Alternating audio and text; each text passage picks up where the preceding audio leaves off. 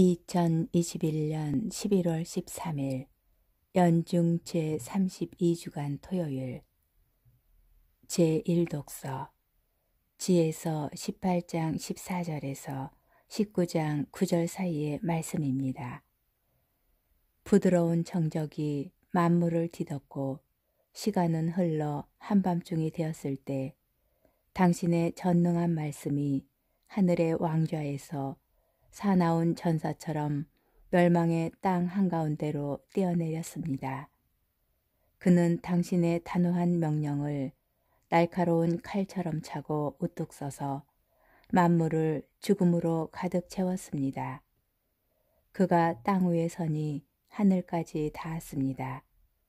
당신의 명령에 따라 온 피조물의 본성이 저마다 새롭게 형성되어 당신의 자녀들이 해를 입지 않고 보호를 받았던 것입니다. 진영 위는 구름이 덮어주고 물이 있던 곳에서는 마른 땅이 나타나는 것이 보였으며 홍해는 장애물이 없는 길로 거친 파도는 풀 많은 벌판으로 바뀌었습니다. 당신 손길의 보호를 받는 이들은 그 놀라운 기적을 보고 온 민족이 그곳을 건너갔습니다. 그들은 풀을 뜯는 말들 같았습니다. 또 어린 양들처럼 이리저리 뛰면서 주님, 자기들을 구해내신 당신을 찬양하였습니다. 주님의 말씀입니다. 복음, 루카복음 18장 1절에서 8절의 말씀입니다. 그때에 예수님께서는 낙심하지 말고 끊임없이 기도해야 한다는 뜻으로 제자들에게 비유를 말씀하셨다. 어떤 고을에 하느님도 두려워하지 않고 사람도 대수롭지 않게 여기는 한 재판관이 있었다.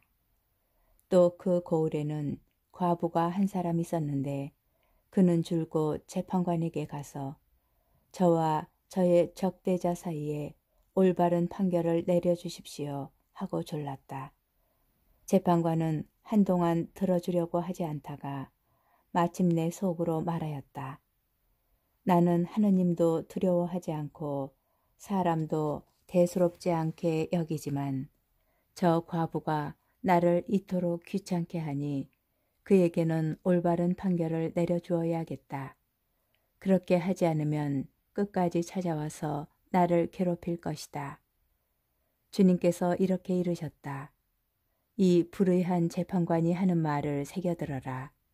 하느님께서 당신께 선택된 이들이 밤낮으로 부르짖는데 그들에게 올바른 판결을 내려주지 않으신 채 그들을 두고 미적거리시겠느냐. 내가 너희에게 말한다. 하느님께서는 그들에게 지체 없이 올바른 판결을 내려주실 것이다.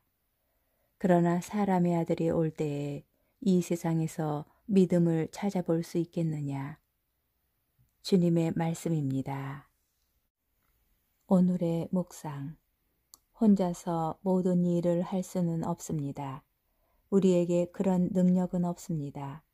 서로 논의해서 역할을 나누고 같은 목표를 보며 함께 나아가야 합니다. 그것이 팀이며 공동체일 것입니다. 그렇다면 공동체에서 가장 중요한 것은 무엇일까요? 아마도 서로에 대한 신뢰가 아닐까 생각합니다. 공동체 전체가 각자의 목표보다는 전체의 목표를 지향하고 있다는 신뢰, 그 목표를 향하여 각자 역할에 최선을 다하고 있다는 신뢰가 중요합니다. 서로에 대한 신뢰가 없으면 자신을 이용해서 다른 이의 목표와 욕심을 채우는 것은 아닌가 하는 의심이 들게 마련이며 그 순간 공동체는 무너지고 맙니다.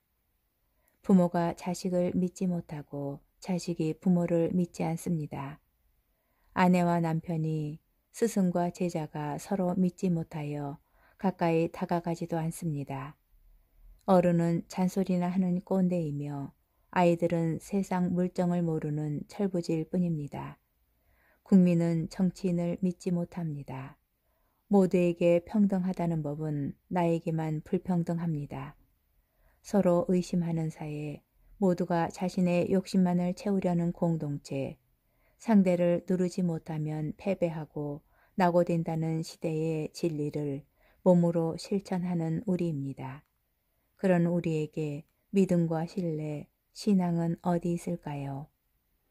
믿는 사람, 신앙인이라고 하는 우리는 하느님을 믿습니까? 하느님을 얼마나 신뢰합니까?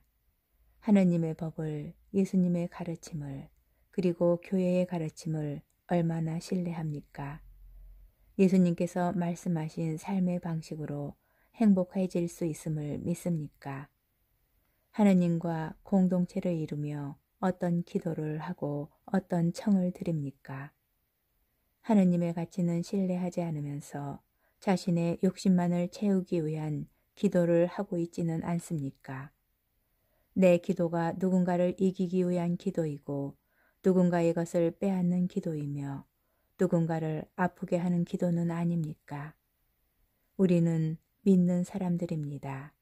믿음을 실천하고 살아가는 사람들입니다.